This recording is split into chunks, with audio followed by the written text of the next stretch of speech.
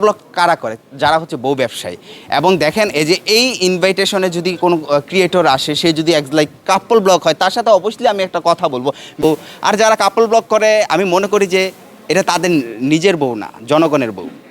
বর্তমানে হচ্ছে কাপল ব্লগার যেগুলো আছে, যারা হচ্ছে বউ ব্যবসায়ী নামে প্রাধান্য পাচ্ছে, কারণ একটাই, তাদের বিছানা সহকারে দেখায় দেয়। জানাচ্ছি AP house super model of the year season 4, ওনারা এত সুন্দর করে একটা আয়োজন করেছে এবং আমার মতো একজন কন্টেন্ট ক্রিয়েটরকে তারা সম্মানীয় দিচ্ছে বা হচ্ছে ইনভাইট করছে, that's enough, I am also happy.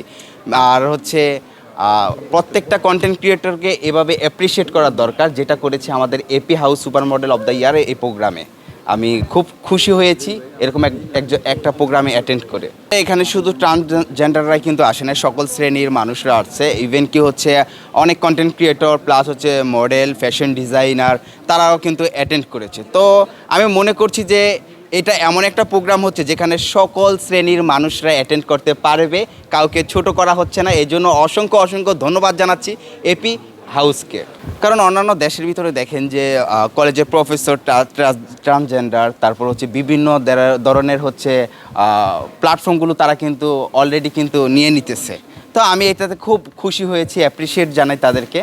আর আমাদের দেশের সরকার যে আছে আর যে দায়িত্ব পালন করছে, তারা কিন্তু হচ্ছে যারা ট্রান্সজেন্ডার তাদেরকে সর্বোচ্চ সুযোগ সুবিধা দেয়। আর অনেকে আপনি বলছেন যে রাস্তাঘাটে টাকা তুলছে, তাদের মেন্টালিটিটা হচ্ছে যে এরকম যে না আমি এটা করে খাবো। তাদের মনের ভিতরে এবং আত্মবিশ্বাস কনফিডেন্সের সাথে যদি কাজ করে যে না আমি এই কাজ রেখে আমি নিজেকে ডেভেলপ করব, তাহলে আই হোপ প্রত্যেকটা শ্রেণীর মানুষ এবং এই শ্রেণীর মানুষগুলো অনেক উন্নত করবে এবং আমাদের দেশের বিভিন্ন স্থানে তারা পজিশন দখল করে নেবে। কখনো দেখেছেন আমি কাপল ব্লগ মেক করেছি বা আমি বিবাহিত? মোটেও না। কাপল বিকজ হচ্ছে আমরা একই প্ল্যাটফর্মে কাজ করি, তাই না? এখন আপনারা বলতেছেন যে সমাজ সমাজ মানে আমাদের থেকে কি শিখবে সমাজ, তাই না? সমাজের মানুষগুলো। মোটো আমি কাপল ব্লগ করি না, কিন্তু আমি এই প্রতিশ্রুতি দিলাম যখন যদি আমার নেগেটিভ মন্তব্য করে কিছু ব্লগার আছে যারা হচ্ছে স্বামী স্ত্রী একসাথে ব্লগ করে, বাট হচ্ছে তারা কিন্তু ওরকম অশ্লীলভাবে প্রেজেন্ট করে না, খুব সুন্দরভাবে প্রেজেন্ট করে। বাট আমি তো পদক্ষেপ নিব না, কারণ এটা তাদের একান্ত ব্যক্তিগত ম্যাটার, ব্যক্তিগত পার্সোনালিটি আছে। আর আমাদের উপরে পড়ে, এটা আপনি ঠিকই বলেছেন। কারণ হচ্ছে দেখবেন একই প্ল্যাটফর্মের ভিতরে যখন সিম্পলি বলি একটা দুধের ভিতরে 10 কেজি দুধের ভিতরে যদি 1 ফোঁটা চেনা, গরুর চেনা অথবা হচ্ছে 1 ফোঁটা আপনি লেবু ফালিয়ে দেন, তাহলে কিন্তু সেই দুধটা নষ্ট হয়ে যায়। এই জন্য কিন্তু আপনারা আমাদেরকে পদবি দিচ্ছেন যে একজনের কারণে সবাই এরকম। আপনি আমার বউ দেখতে চান, তাই তো?